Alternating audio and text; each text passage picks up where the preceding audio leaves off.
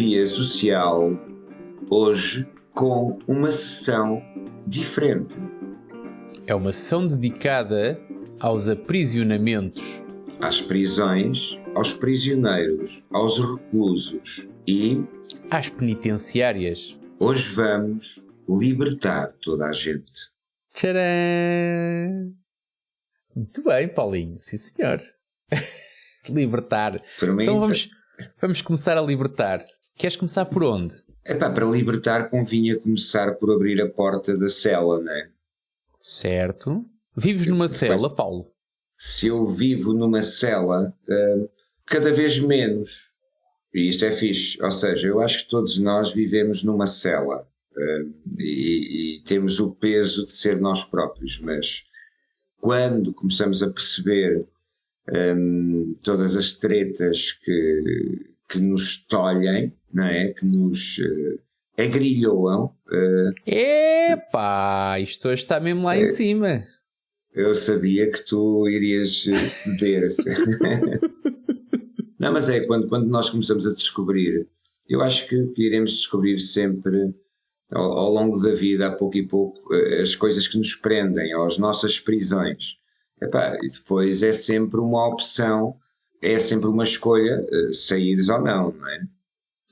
Sim, eu acho que é um bocado isso. Grande parte das prisões são feitas pela própria pessoa e é a pessoa depois também que tem que fazer os possíveis para se libertar, não é? Para abrir a porta da cela, para falar com o seu guarda prisional ou com o seu coletivo de guardas prisionais ou libertar-se de vez ou ir dando passos no sentido da libertação, nem que sejam umas condicionais de vez em quando. Ok, eu posso partilhar a experiência que eu tenho da prisão. Então manda vir. Porque eu já também estive tenho preso. uma. Eu também tenho uma. Também já estiveste preso? Não foi isso que eu disse, já tenho uma experiência com a prisão. Mas okay. Diz-me, estiveste preso? Não, calma, a minha é melhor que a tua, portanto começa tu. Só tiveste uma experiência. Como é que sabes que a tua é melhor preso. que... Espera aí um bocadinho. Como é que sabes que a minha é pior que a tua? Pior, não. Foi o que tu disseste. Tu disseste que a tua era melhor que a minha. Portanto, a minha é pior que a tua. Portanto, se a minha é pior que a tua, o que é que te leva a dizer isso? Tu não conheces a minha, só conheces a tua. Egocentrismo. Ok. Vamos avançar. Só para... Tudo bem. Então, mas eu conto a minha. A minha é muito divide-se em duas partes. Uma parte em que eu, de facto, dava formação, e eu dava formação em prisão. Boa. E aprendi bastante.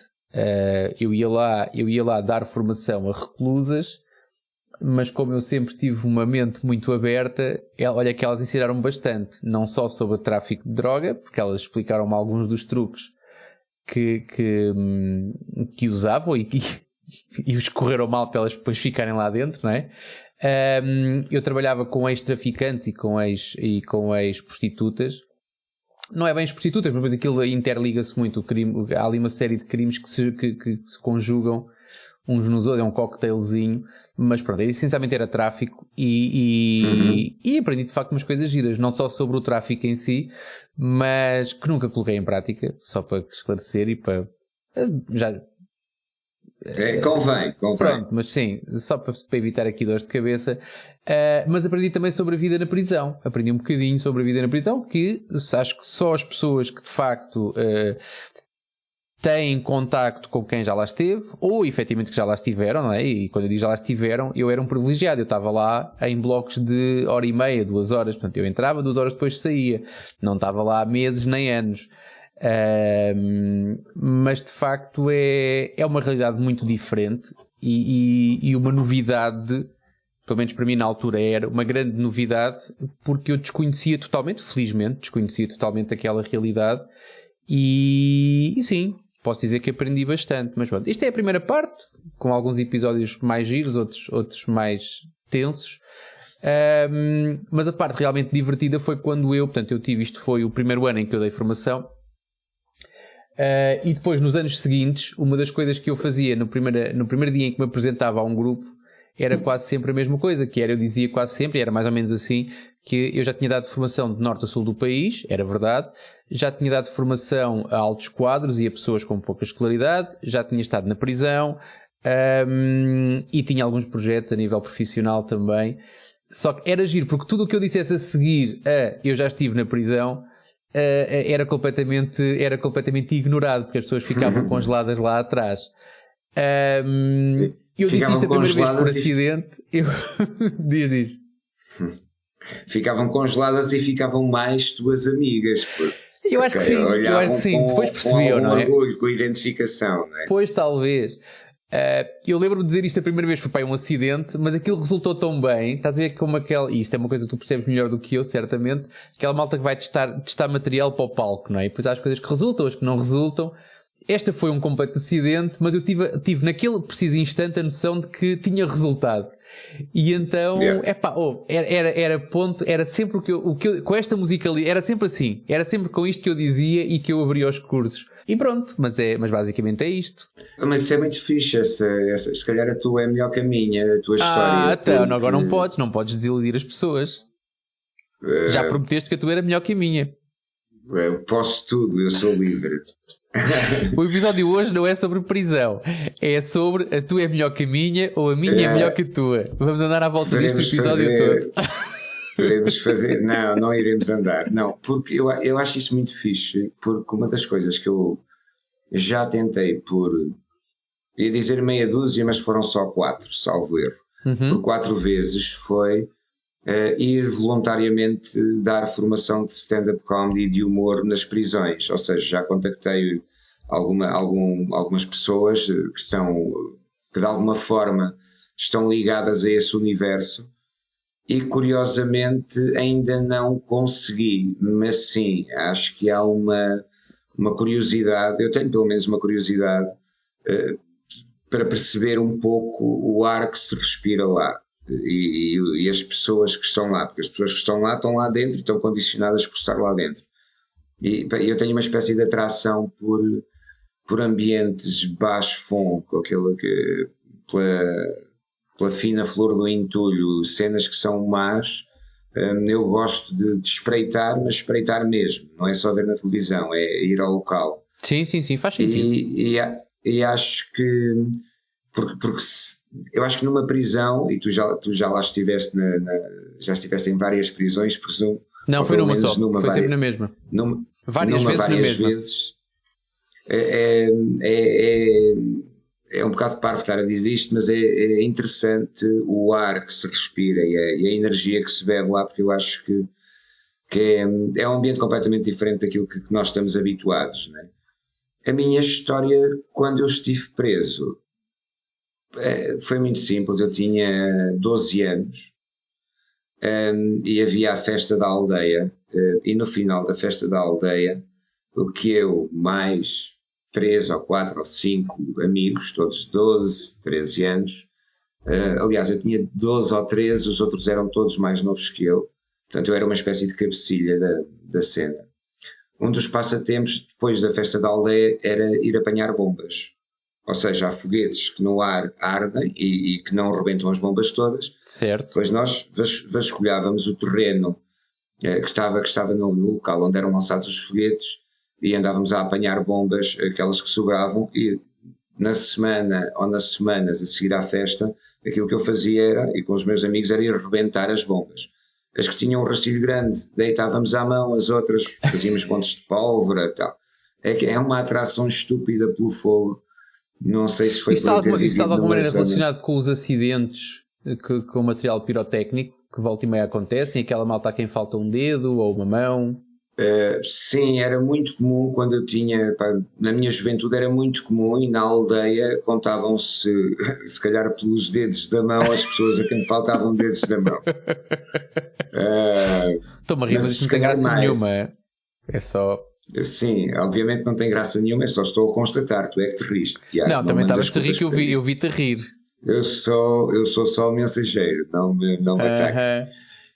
E a questão é que aquilo não foi suficiente para mim, porque de facto não caíam muitas bombas, os foguetes eram funcionais, e eu lembrei-me de roubar foguetes da casa da festa. Eu estou a fazer agora aqui uma confissão, isto já deve ter prescrito. E eu lembrei-me de engajar. Tu eras o cabecilha ou eras o único?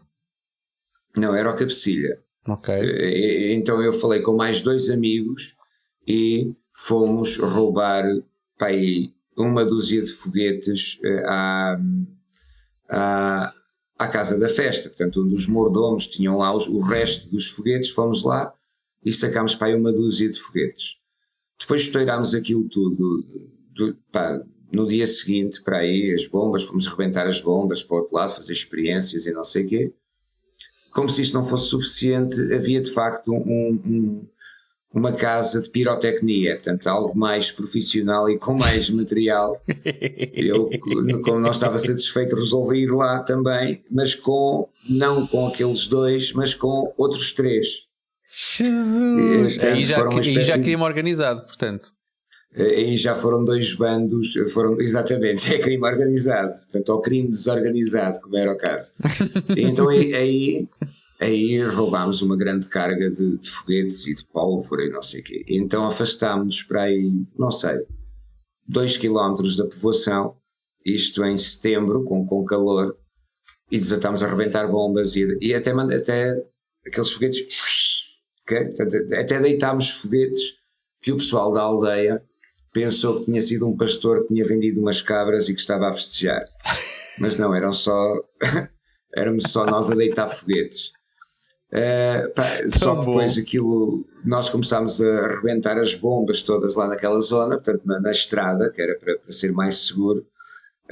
Fazíamos um risco de pólvora para aí de 2 metros e depois metíamos para aí 20 ou 30 bombas, acendíamos aquilo à distância. E depois aquilo era tinha tudo para funcionar, sim. Aquilo que aconteceu foi que rebentaram as bombas, aparece um caminhão na curva e o camionista perseguiu-nos. Portanto, e nós fugimos com os sacos cheios de bomba, tipo sacos do Continente, que não havia ainda, mas cheios de bomba. Fugimos pelo Pinhal e quando estávamos a regressar à aldeia já vinha o trator da junta de freguesia com mais 2 ou 3 pessoas para tentar perceber o que é que estava a acontecer. E fomos catados. Fomos catados à exceção de 2, ou seja, apanharam a mim e a outro, e salvo erro éramos 4 que estávamos lá. E depois eles pensaram, obviamente, que nós tínhamos roubado os foguetes da festa e não da casa do pirotécnico. O que foi ótimo, portanto, tu cometes um crime maior, mas depois acusam-te do crime menor, já é de si um alívio. Depois obviamente o drama da GNR vir bater à porta numa aldeia, não é? Dizer, depois na próxima semana tem que ir com o seu filho lá ao posto e não sei o quê. Eu lembro-me quando cheguei ao posto da GNR para esse interrogatório, os dois que tinham assaltado comigo a casa do pirotécnico, já lá estavam sentados. Mas nós estávamos a ser julgados, entre aspas, ou estávamos a ser acusados do crime de ter roubado os foguetes da festa, que eram só 2 ou 3. Nunca ninguém soube até hoje que a gente foi àquela casa, à outra. Só o dono, e deve ter praguejado, né? O meu problema quando entrei, quando estava lá o cabo da GNR, a mãe e o pai de um dos meus amigos, e mais, o meu pai também foi comigo, eu sentei-me lá à frente e o cabo com um ar de mau, mas mesmo, portanto, aquela cena mesmo de mau, curiosamente não me intimidou. A minha preocupação era o que é que estes cabrões já disseram, os que lá estavam antes, porque seria grave. Porque roubar 2 foguetes da festa, são 2 putos a brincar. Roubar uma dúzia de foguetes de um paiol, é mais complicado um bocadinho, pois. Tínhamos que os pagar, não é? Portanto, isso era mais grave. Mas eu, ao fim de 1 minuto, apercebi-me que eles ainda não tinham dado conta, não tinham falado demais. Sim. E aquilo que aconteceu foi que eu acabei por perceber que a conversa estava por ali. Lembro-me do cabo da GNR, Cabo Rodrigues, deve ter para aí 90 anos, 80 anos agora, de me dizer: por onde é que vocês entraram? Assim, muito mal. Por onde é que vocês entraram? E eu disse assim: nós não entramos. E no segundo seguinte o meu pai, que estava atrás de mim, um calduço. E depois eu expliquei: nós não entramos, nós desviámos umas telhas e sacámos os foguetes que estavam encostados à parede pelo teto. E depois a minha experiência de prisão basicamente foi a seguir: eles, para nos tentarem assustar, obviamente que eu não acreditei nisso, vão ficar 24 horas, mas não, meteram-nos na cela estivemos num calabouço, numa cela, 3 putos durante meia hora, E foi essa a minha experiência de prisão, foi relativamente tranquila. Está bem. Então quer dizer que aquela parte de saberes qual é que é o melhor pátio, ou onde é que estão os guardas prisionais mais simpáticos, ou tudo isso não tiveste? Não tive. Pronto. Não tive, portanto, espero ter como formador, portanto, não eu tive, a mim, aquilo que eu te posso, para já, houve coisa, eu dava formação numa prisão feminina, portanto, reclusas eram todas de sexo feminino, guardas prisionais igual, e eu senti pela primeira vez na minha vida, para já senti que era o gajo mais bonito à face da terra. E acho que não tem nada com o facto de eu ser bonito ou feio, tem mesmo com o facto de eu ser o único indivíduo do sexo masculino no meio de 200 mulheres, muitas delas que não viam um homem há bastante tempo, ou pelo menos que o tivessem próximo. E posso dizer-te que sim, olha, ouvi piropos dignos do... Eu na altura fazia uma comparação que era, eu sentia-me aquela mulher de mini saia a andar à frente do andaime. Sim. Portanto, era o sentimento que eu, quando estacionava o carro ou a moto no parque e depois fazia um caminho a pé até ao pavilhão, dentro do pavilhão as coisas eram um bocadinho mais controladas, mas até chegares ao pavilhão, não sei se tens noção, mas, por exemplo, no estabelecimento prisional onde eu dava formação, havia alguns pavilhões que são umas fases de transição, ou seja, há uma altura em que o preso está completamente preso, como a gente conhece as prisões, não é? Com celas e há vários níveis, não é? Depois existe um que é o RAVI, que é regime aberto virado para o interior, onde já estão numa espécie de uns pavilhões, onde já têm alguma autonomia para fazer algumas coisas e tal, mas continuam efetivamente presos. Depois isto o RAVE, onde vão trabalhar, mas vão dormir à prisão, acho que é mais ou menos. Eu posso estar aqui um bocadinho enganado, porque eu não tirei um curso de estabelecimento prisional. Atenção, eu ia ouvindo e ia aprendendo aquilo que me iam dizendo. E depois isto mesmo, as condicionais e a malta que vai mesmo para fora. E então, quando eu passava à frente desses pavilhões dos RAVIs, ouvia coisas do outro mundo, lá está, e senti, no primeiro dia achas graça, porque é novidade e porque é estranho e porque é tipo, uou, afinal isto é assim que funciona. A partir de uma certa altura tu começas a perceber de facto o quão desconfortável deve ser uma mulher e ser aquilo que se fala e cada vez se fala mais na altura. Portanto, eu estou a falar isto foi para aí há 15 anos ou mais, portanto ainda não havia movimentos Me Toos nem nada dessas coisas. Mas o conceito de assédio é uma coisa que já existe há muitos anos. Ser uma pessoa que é constantemente assediada desde que sai de casa até que volta a entrar, deve ser complicado, caramba, é incomodativo. Posso dizer que é incomodativo. Eu agora digo isto em tom de piada, mas na altura eu tinha duas preocupações. Uma era não ter qualquer tipo de reação, para que a coisa pudesse não ser alimentada. E eu até era que se despachassem, caramba. Eu queria me despachar a andar a chegar ao sítio, porque eu sabia que quando chegava ao pavilhão, quer dizer, no pavilhão tinha uma fã. Havia uma reclusa que me fazia sempre companhia, desde a porta do pavilhão até à porta da sala, e sempre nunca foi, tirando a linguagem, nunca foi indelicada, nem nunca teve nenhuma atitude incorreta. Mas aprendi algumas coisas. Umas eu já sabia, mas normalmente direcionadas ao sexo oposto. E outras foi completa novidade. Tenho expressões que aprendi lá que foi a primeira vez. Aliás, só ali é que as ouvi mesmo, não ouvi mais.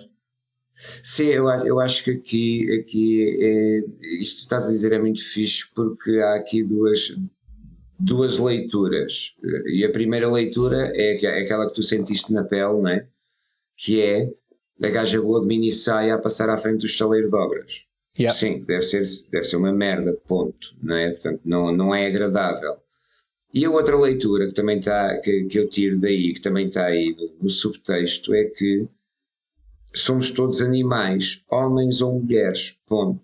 Portanto, aquela cena de muitas das vezes as pessoas dizerem, obviamente que o poder masculino, não é, que acaba por ser mais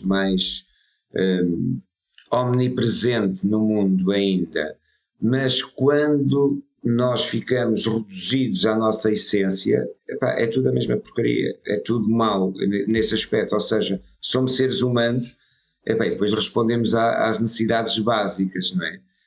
Comida, portanto, e o sexo é uma das necessidades básicas, que obviamente, eu lembro-me de uma vez, não é bem uma prisão, mas lembro-me de uma vez, eu tenho um amigo que é enfermeiro militar e que trabalhou no Júlio de Matos, e havia lá um pavilhão no Júlio de Matos que era o pavilhão J, que era o pavilhão das mulheres.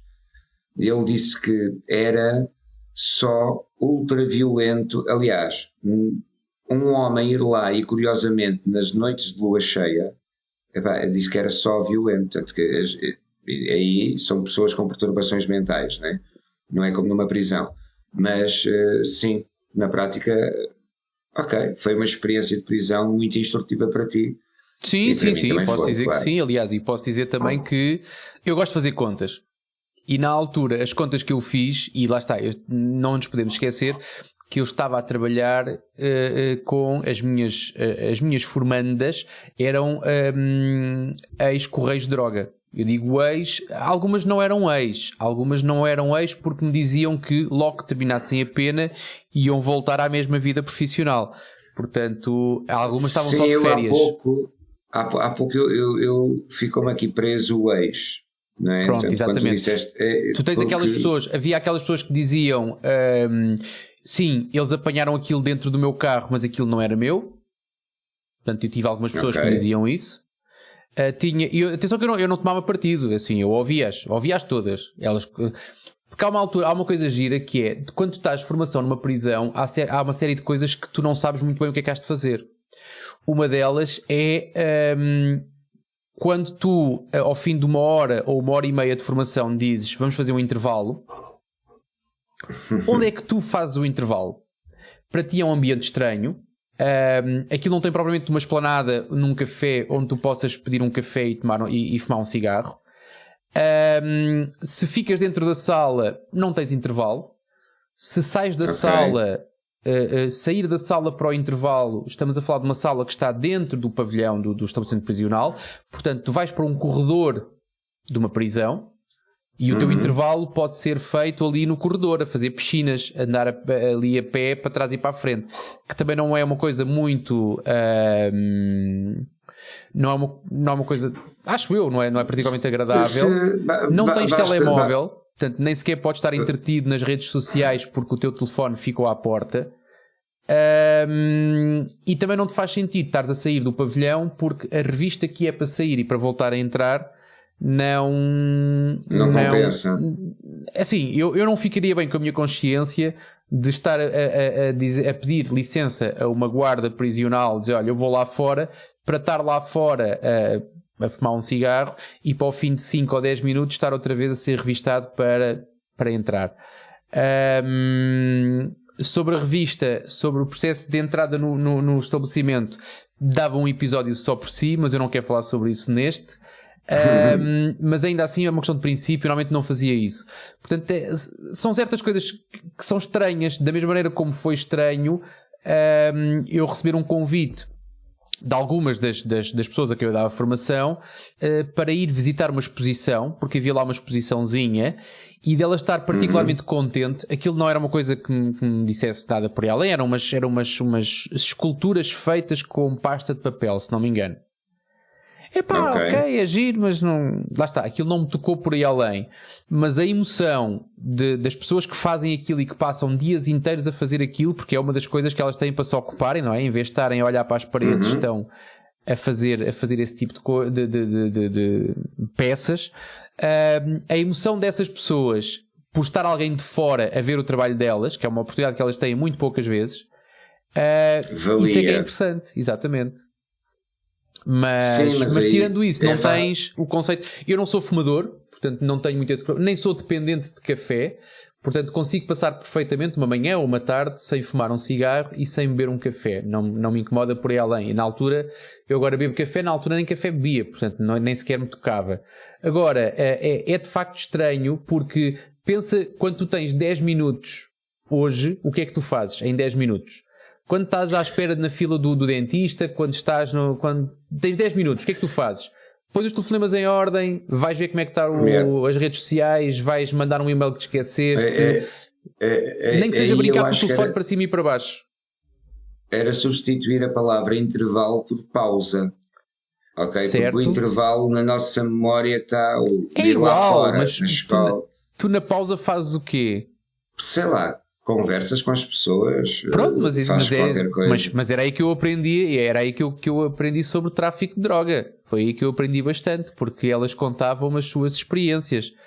Mas lá está, mas é exatamente assim, é aí que tu vais, portanto é isso que acontece. Agora, tu pensas que é só, ok, estão lá presas, está tudo bem, mas não, muda muito. Eu lembro-me de estar a organizar uma atividade e de eu precisar de uma cadeira. Tu estás a contar as cadeiras, 1, 2, 3, 4, 5 cadeiras, e faltava uma sexta. Essa cadeira chegou 2 dias depois, porque tu não podes ir à sala do lado buscar uma cadeira, porque tu não podes, ou seja, tu não podes mudar coisas de sítio. Tu tens a sua ordem e o seu procedimento próprio, e uma cadeira demorou 2 dias a chegar. Sim. Aliás, imagina que tu escondes uma cadeira na tua cela e que depois rebentas contra as costas de alguém. Exato, tu conheces, eu estive em Timor, quando eu estive em Timor havia lá 2 guardas prisionais portugueses que estavam a tentar pôr ordem lá na prisão de Timor. Ok.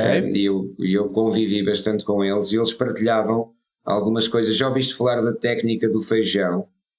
Não sei o que é isso, para mim é só algodão molhado e o feijão cresce. Se for essa está ótimo. Foi uma história que quando eles contou numa das prisões onde estavam, de vez em quando à noite os reclusos, só para chatearem a cabeça ao guarda que estava de turno, desatavam aos pontapés e a bater na porta, não é? Portanto, e alguém que está ali não é propriamente agradável nem para ele nem para os outros que querem dormir, estar a bater na porta e a fazer muito barulho. E então o que eles faziam, sem os reclusos saberem, era naquela janelinha que havia na porta, punham um feijão. Ou seja, se o gajo que está lá dentro bate na porta, o grão de feijão cai. À noite depois eles só tinham que ver onde é que o grão de feijão, onde é que o feijão tinha caído e pronto, e se fosse ali, portanto, teriam que entrar e explicar à pessoa que tinha feito uma coisa incorreta. Exatamente. Pronto. Explicar à pessoa. É engraçado como dentro da prisão acho que tudo pode acontecer e tu deves te sentir mesmo indefeso de alguma forma, né? Porque fala-se da violência, eu ia dizer violência policial, mas dentro de uma prisão a violência é mútua, né? Portanto há uma violência constante. É preciso perceber 2 coisas. Primeiro, há muito mais ou seja, eu falei-te da entrada, não é? Tu entras no pavilhão, és revistado. A partir do momento em que fecham a cela e tu entraste e vais a caminho da tua sala, nesse espaço tu tens para aí 5 ou 6 guardas prisionais e 200 reclusas. Portanto, a superioridade numérica é indiscutível. Mesmo que estejam armadas, mesmo agora, se 10 reclusas rodearem uma guarda prisional, desarmam-na em menos de um fósforo, provavelmente. A menos que seja o Rambo que esteja lá dentro, e mesmo o Rambo eu acredito que seja desarmado, porque no meio da confusão eu acredito que a coisa aconteça. Nem sei se terão armas de fogo lá dentro. Não faço ideia. Eu não sei responder a isso. Não sei porque não reparava nisso. Porque eu acho que as armas de fogo lá está, e faz sentido o que estás a dizer, porque as armas de fogo lá dentro provavelmente até poderiam funcionar ao contrário. Tal e qual. Mas pronto, o pensamento que eu tive várias vezes é: se rebenta um motim no momento em que eu estou a dar formação, e eu era egoísta, estava-me nas tintas para os meus colegas que iam lá nos dias a seguir, portanto, no momento em que eu estou lá dentro, se rebenta um motim, era uma chatice. Era uma chatice para muita gente, mas lá está. Agora sou um bocadinho aqui eu, o egocêntrico. Ia ser uma chatice para mim, porque de facto no meio do rebuliço, e eu lembro-me de logo nos primeiros dias era giro, assim, eu desenvolvi uma empatia porreira com elas que dava a coisa confortável. Portanto, eu só tinha a ansiedade e tensão eu tinha até entrar na minha sala, que eu dentro da minha sala e a relação que eu estabeleci com as formandas dava mais ou menos tranquilidade e dava para desenvolver trabalho, que é uma coisa que eu também normalmente tento fazer para ter condições ótimas para fazer a minha parte. Mas ainda assim, no princípio, houve sempre ali algum... Elas gostam de picar, sabes? Gostam de desafiar, gostam de testar limites, é uma coisa normal. Yeah. Exatamente. E então lembro-me de uma delas uma vez vir ter comigo no intervalo. Vir-se meter comigo, porque eu nos primeiros intervalos não saía da sala. Eu assim, o que é que eu vou fazer lá para fora? Quer dizer, não estava ainda naquela gestão do que é que eu faço, chama-lhe pausa, intervalo, o que for. Eu estava naquela, fico aqui dentro, finjo que estou a escrever sumários ou uma coisa qualquer e pronto, e o intervalo há de passar. E uma delas que vem ter comigo, então não vai lá fora. Doutor, era assim que elas me chamavam. O doutor não vai lá fora. Eu estou aqui, resolver umas papeladas, lá arranjei uma desculpa qualquer, não é? O gajo nunca dá o braço a torcer, o gajo está sempre tudo bem, tem tudo controlado. E ela então vira-se para mim e diz-me assim: eu espero que não tenha medo de ir lá para fora. Também somos só 200 mulheres, sabe? Com sorte, não lhe sobravam nem os ossinhos. Assim, tudo no mesmo encadeamento. E eu virei para ela e respondi-lhe assim: ouça, quer que eu venha cá para a semana? Então cuide de mim, ouviu? Senão eu não ponho cá mais os pés. E a conversa ficou por aqui. Mas de facto é verdade. Se aquilo de repente vira rebuliço, é muita gente, pá. É muita gente. Sim, e pronto, mas o sistema vai funcionando. Não sei se tu... Eu gosto de fazer zapping, não gosto de ver televisão, mas gosto de fazer zapping. Há um reality, não é um reality show, mas talvez até seja, não sei bem qual é que é em que pessoas que não são criminosas se infiltram numa prisão com a cumplicidade das autoridades, porque aquilo é tudo filmado. Sim. E vivem, salvo erro, 2 meses, acho que são 60 dias dentro de são daquelas prisões mais pequenas, e são aquelas prisões em que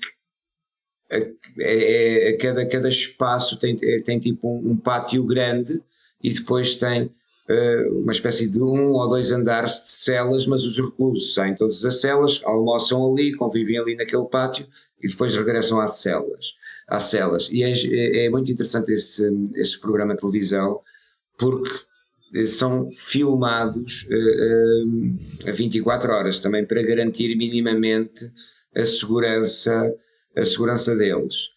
Que, obviamente, que se alguém tiver uma faca com um bocado de plástico que aguçou, não adianta, né? Se lhe cortar a garganta, sim, por muitas câmaras, ninguém chega a tempo. E a parte engraçada, e o engraçado é um adjetivo como outro qualquer, não é para rir, só para avisar aqui os nossos patronos e ouvintes. Yep. A parte interessante disso é que houve uma mulher que ficou lá infiltrada numa ala feminina da prisão, que depois virou para o outro lado, ou seja, apaixonou-se por outra reclusa e acabou por se envolver de tal forma psicologicamente naquilo que foi. Sim. Ou seja, há um bocado essa atração por isso, portanto, ou seja, nós como seres humanos, em determinado ambiente ou em determinada situação, podemos fazer tudo ou tornar-nos de tudo, não é? Olha, deixa-me dizer-te que no caminho, ou seja, eu ia lá durante um ano, mais ou menos, uma vez por semana. Ia lá dar ou uma manhã ou uma tarde por semana de formação.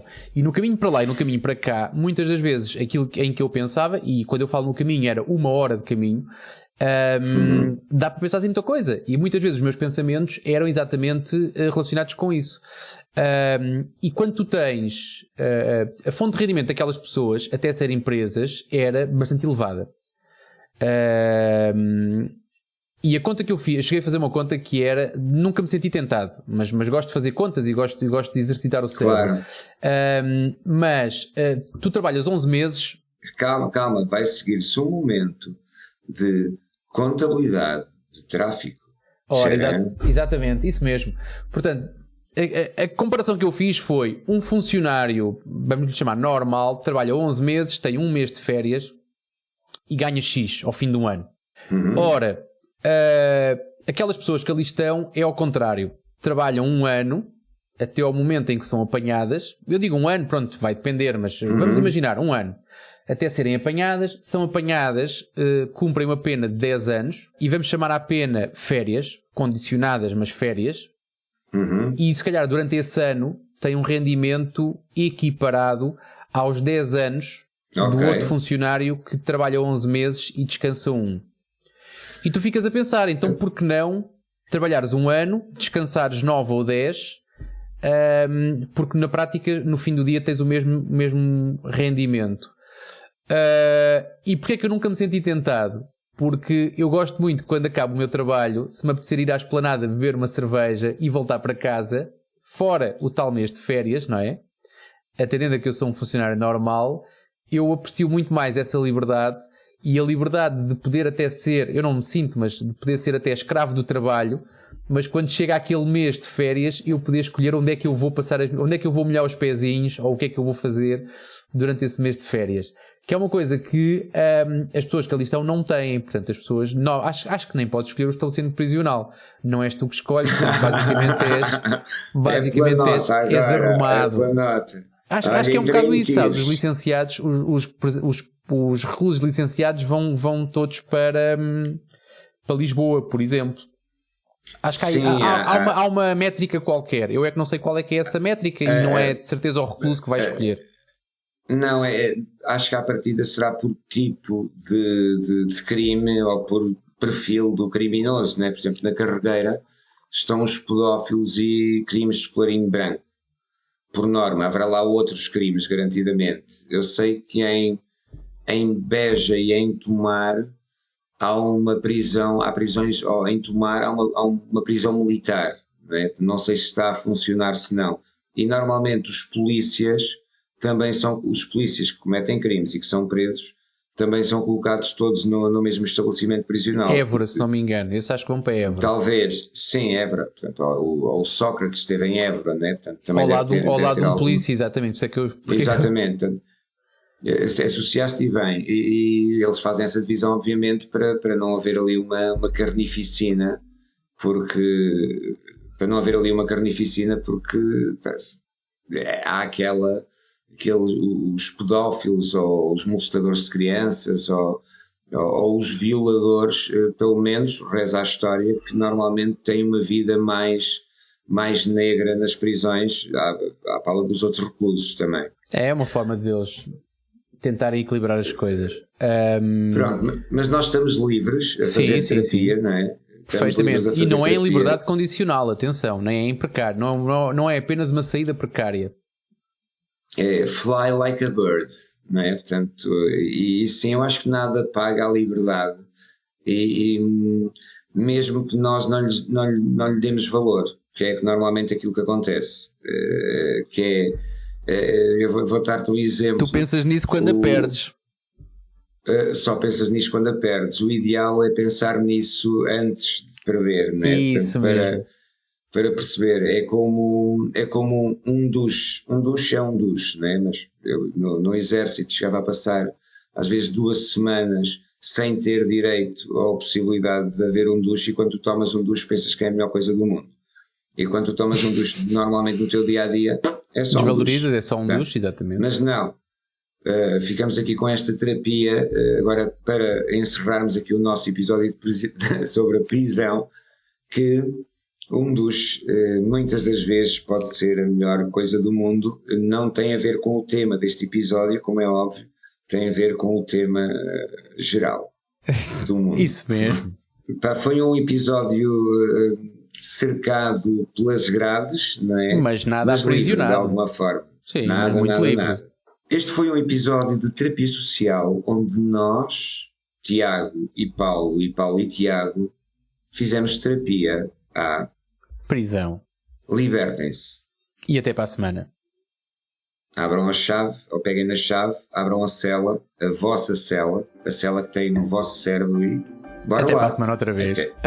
Até para a semana, pela terceira vez. Não há 2 sem 3.